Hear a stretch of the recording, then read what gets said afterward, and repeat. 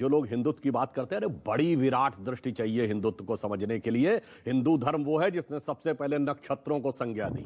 हिंदू धर्म वो है जिसने आकाश से गंगा उतारी। हिंदू वो था जिसने सागर के ऊपर सेतु बनाया।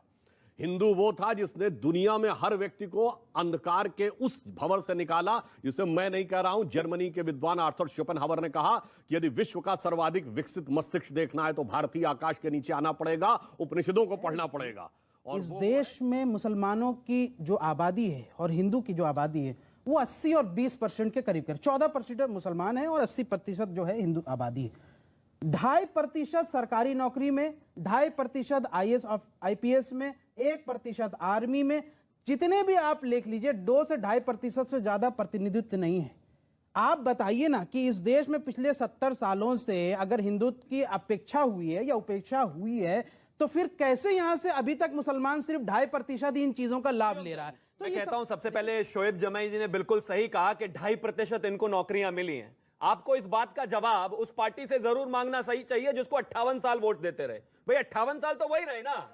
और कमाल की बात यह है उन 58 सालों में माइनॉरिटी अपीजमेंट सबसे ज्यादा इन्हीं का हुआ। इन्हीं के प्रधानमंत्री कहते थे that minorities specifically Muslims have the first right on the resources of this country. वन सुन लीजिए, पहले वो कांग्रेस से थे ना, पार्टी उनकी कांग्रेस थी ना, तब तो बड़े फूल फूल कर आप उनको वोट देते थे। कभी पूछते ना उनसे सवाल शिक्षा पर, उनसे पूछते महिलाओं के लिए आपने क्या किया, लेकिन नहीं पूछा ना। आज जब एक राम की सरकार आ रही है तो उसकी शरण में आ जाइए, करिए एजुकेशन की बात, करिए डेवलपमेंट की बात।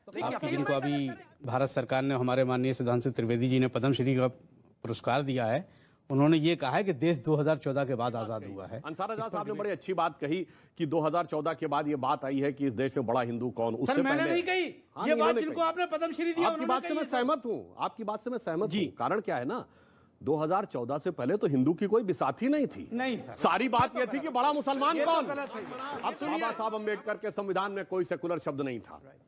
1949 में मूर्तियां प्रकट हुई, 1961 तक मुस्लिम पक्ष उसमें पैरोकार ही नहीं था। फिर आए बड़ा मुसलमान कौन, नेहरू जी ने कहा मदरसा मैं बनवा दूंगा। फिर आई इंदिरा गांधी, उन्होंने कहा तुमसे बड़े तो मुस्लिमों की सरपरस्त मैं गोरक्षक संतों पे गोली चलवा दूंगी। फिर उसके बाद आए उनके पुत्र राजीव गांधी, उन्होंने कहा तुमसे बड़ा मुस्लिमों का संरक्षक मैं शरीयत का लागू करने के लिए संविधान में संशोधन कर दूंगा, सर्वोच्च न्यायालय का निर्णय बदलवा दूंगा। फिर हुई एक अलग जंग बड़ा मुस्लिम बनने की, मुलायम सिंह ने कहा मैं गोली चलवा दूंगा, तो नरसिम्हा राव ने कहा मैं मस्जिद बनवा दूंगा, तो फिर इन्होंने कहा, मनमोहन सिंह ने कहा कि देश के संसाधनों में पहला हक मुसलमानों को दिलवा दूंगा। और उसके बाद बढ़ते बढ़ते आ गई यहां तक कि आज मुसलमान के लोग कहते हैं मुलायम, लालू या राहुल के पीछे सर ये तो डेली प्रवक्ता बताते हैं, कोई नई बात बताइए ना। ओवैसी साहब आए तो अब बढ़ते बढ़ते यहां तक आ गई। अब बड़का हिंदू कौन, बड़का मुसलमान कौन, ये देखिए। एक कहता मैंने गोली चलवाई, एक कहता मैंने तुमको सबसे पहला हक दिया, एक ने। अब जानते क्या है इनकी से क्या हो गई है, जैसे एक किसी लड़की के ज्यादा आशिक हो जाए तो वो कहता है अरे कांग्रेस कहती है मैं तेरा आशिक पुराना, मेरे को तो देख। फिर वो कहते हैं, मुलायम सिंह कहते हैं अरे मेरा कारनामा तो देख। और फिर वो वैसी कहते हैं मेरा खानदानी घराना तो देख। तो हकीकत तो यह है कि लड़ाई इनके अंदर चल रही है। अच्छा रही बात हिंदू की, तो एक और बात कहना चाहता हूं। देखिए आप लोग इस्लाम के अच्छे जानकार हैं। इस्लाम में एक फिरका बताइए जिसने एक दूसरे के खिलाफ फतवा न जारी कर रखा हो कि मैं तुमसे बड़ा हूं, तुम हमसे बड़े हो। देवबंदी का फतवा बरेलवी के खिलाफ, अहले हदीस का फतवा अहमदियों के खिलाफ, शिया का फतवा सुन्नी के खिलाफ। हमारे यहां तो कहा गया सिया राम मैं सब जग जानी, करहूं प्रणाम जोरी जुग पानी। मुसलमानों का क्या कसूर है उसमें? अरे मुसलमानों का उसमें क्या कसूर है? किसी मुसलमान का नाम लिया, मुलायम सिंह यादव का नाम लिया। सर एक मिनट, क्या कार, देखिए कार सेवकों पर गोली चली थी नहीं चली? कार सेवकों पर जो गोली चली वो गलत था, लेकिन क्या मुसलमानों के कहने पर चलाई? क्या तो मुसलमान का नाम लिया था? ये तो कह रहे हैं मुसलमानों के सबसे बड़े अहमदी। उन्होंने तो यही कहा ना कि मुसलमानों के सबसे बड़े मुसलमान का नाम का लिया। मुलायम सिंह यादव मुसलमान है क्या? किस 1000 लोगों की नौकरी जाती है तो 990 हिंदुओं की नौकरी जाती है। तो आपने ये कहा तो ये बताइए फिर ओवैसी तो कह रहे हैं कि सबसे ज्यादा इनकाउंटर और पकड़े मुसलमान जा रहे हैं, तो आप सही ओवैसी सही। बोलिए ओवैसी गलत, बोलिए ओवैसी गलत। आप तो डॉक्टर हैं।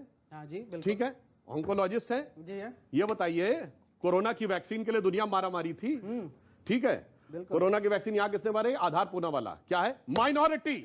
सबसे बड़ा scientist doctor Homi Jehangir Bhabha, minority.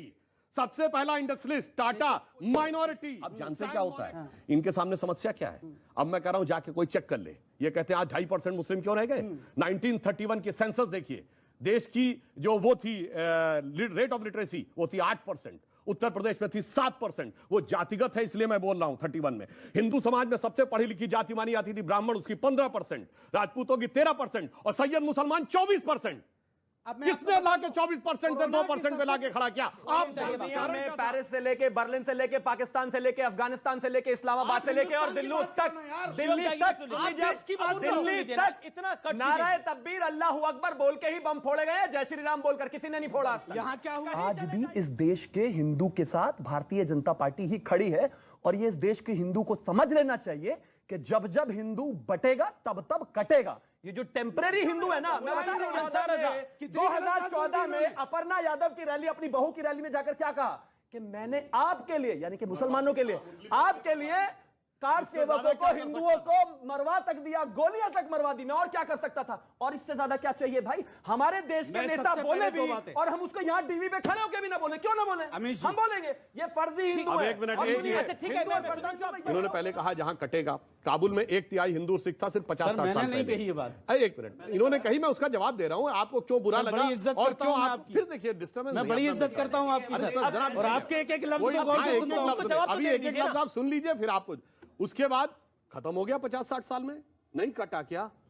1947 में लाहौर कराची इस देश का हिस्सा था। लाहौर में 75% हिंदू सिख था और कराची में 60% के आसपास हिंदू था। 6 महीने में खत्म हो गया। नहीं कटा क्या? अब आइए देश के अंदर 1990 में श्रीनगर में कितनी भारी मात्रा में कश्मीरी पंडित था। नहीं कटा क्या? धुबरी, एक मिनट सुनिए, धुबरी बरपेटा में, आसाम में नहीं कटा क्या? मालदा में नहीं कटा क्या? मल्लापुरम में नहीं कटा क्या? देखिए आजकल जानते क्या माहौल है?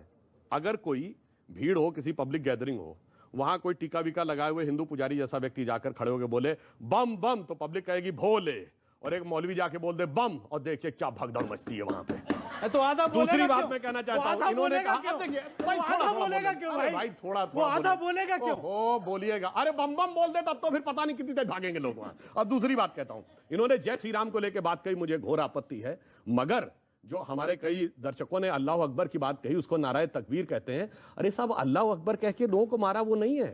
अरे चारों खलीफा अल्लाह अकबर कह के मारे गए, अबू बकर, उमर, उस्मान और हजरत अली। और इतना ही नहीं, इमाम हुसैन और मोहम्मद साहब के नवासे हसन और हुसैन। बिल्कुल गलत क्या तरीका है भाई अब बहस करने का? हर बात में डिस्टर्ब करते हैं। सुनिए, मैं एक बात कह रहा हूं, और ये गलत नहीं बोल रहा हूं। अल्लामा इकबाल ने लिखा है, ये क्या तमाशा हुआ इस्लाम की तकदीर के साथ, कत्ल शब्बीर हुए नाराए तकबीर के साथ। उनसे बड़े जानकार आप नहीं है। इमाम हुसैन को कत्ल किया गया अल्लाह अकबर बोल के, हर हर महादेव बोल के नहीं कत्ल किया गया। इसलिए अल्लाह अकबर तो आज से नहीं जनाब, ये तो हमेशा से ही क्या करता रहा है। और आज बताइए, एक लाइन कहना चाहूंगा, जो आज स्थिति हो गई इनकी कि सच जरा सा घटे या बढ़े तो सच सच न रहे, सच जरा सा घटे या बढ़े तो सच सच ना रहे, मगर झूठ की तो कोई इंतहा नहीं। और लाख चेहरे बदल के आ जाता हूं मैं, मगर आईना कमबख्त झूठ बोलता ही नहीं। बहुत बहुत शुक्रिया।